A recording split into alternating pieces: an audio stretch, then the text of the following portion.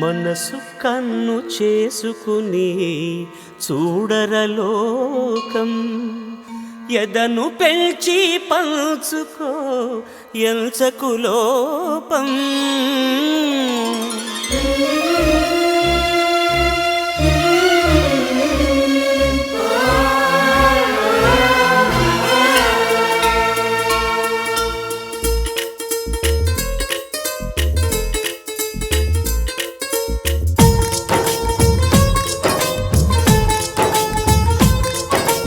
మనసు కన్ను చేసుకొని చూడరలోకం, ఎదను పెంచి పంచుకో ఎంచకు లోపం.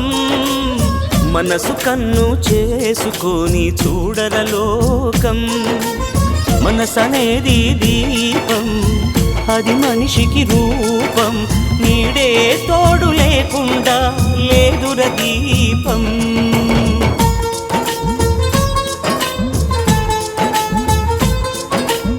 మనసు కన్ను చేసుకొని చూడరలోకం. శివుణ్ణి ప్రేమించినందుకు పార్వతి మీద మండిపడ్డాడు దక్షుడు. అదిగో అతడే దక్షుడు, శివద్వేష దీక్ష దక్షుడు.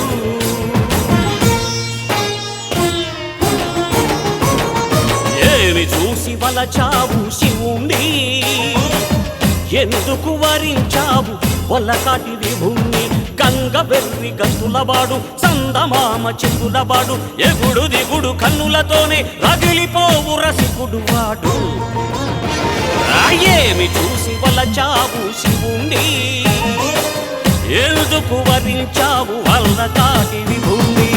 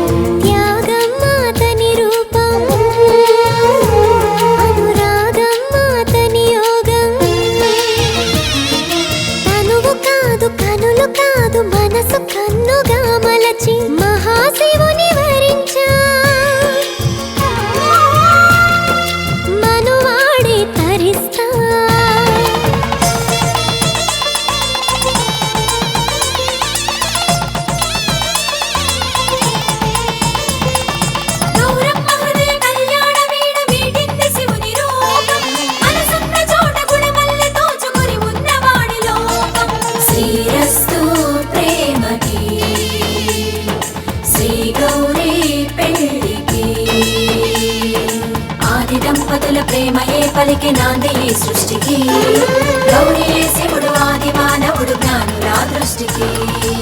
తను పట్టిన కుందేటికి 3 కాళ్ళనుకునే పార్వతి తండ్రి మాట కాదని ఆ ముక్కోపిని పెళ్లాడింది. ఒకరోజు స్నానానికి వెళుతూ వినాయకుణ్ణి కాపలా పెట్టింది. తన రాకను అడ్డగించిన వినాయకుడు తలని నరికాడు కోపంతో శివుడు.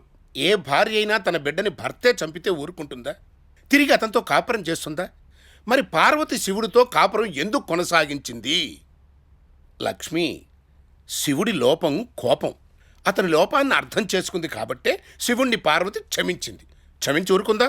నా బిడ్డ ప్రాణాలు కావాల్సిందే అని పట్టుబట్టింది. మూర్ఖంగా వేధించింది. చచ్చిన బిడ్డకు ప్రాణం పోయలేనని వాదించి ఆ మూర్ఖురాల్ని వదిలేయచ్చుగా శివుడు. కానీ కాపురం ఎందుకు కొనసాగించాడు? హరి, పార్వతి లోపం మూర్ఖత్వం. శివుడి లోపాన్ని పార్వతి క్షమించింది. పార్వతి మూర్ఖత్వాన్ని శివుడు సహించాడు. అలా ఒకరి లోపాలు ఇంకొకరు అర్థం చేసుకున్నారు కాబట్టే మనకి విఘ్నేశ్వరుడు ఆవిర్భవించాడు. ప్రతి ఇల్లాలికి తప్పనిది సవితి పోరు. అది అత్త కావచ్చు, ఆడబిడ్డ కావచ్చు, భర్త చేసే ఉద్యోగమైనా కావచ్చు. అలాగే పార్వతికి కూడా సవితి పోరు ఎదురైంది గంగ రూపంలో.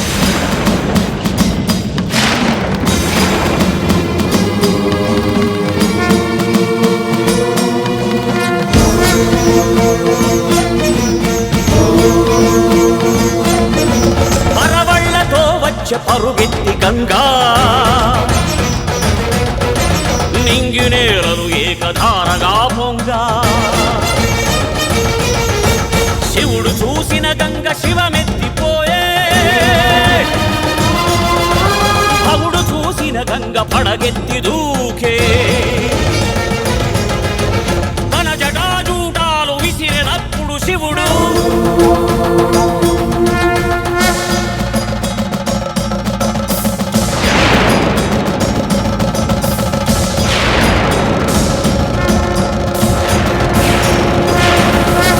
పట్టుబడిపోయింది పడతి గంగమ్మ పగబట్టి చూసింది రగిలి గౌరమ్మ సవతులిద్దరి మధ్య సరసుడా శివుడు సగభాగమిచ్చాడు సతికి తన తనువు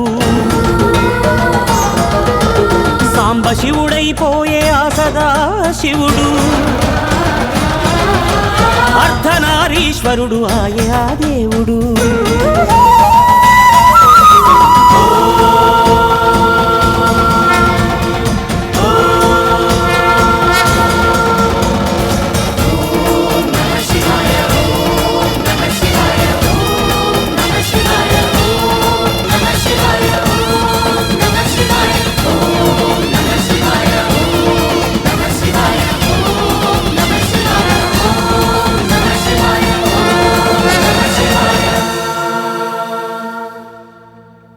ఒకరినొకరు తెలుసుకుని ఒకరికొకరు మనసు అని తెలుసుకున్న సతీపతులు శివ పార్వతులు తెలివి కలిగి మసలుకోండి మీ దంపతులు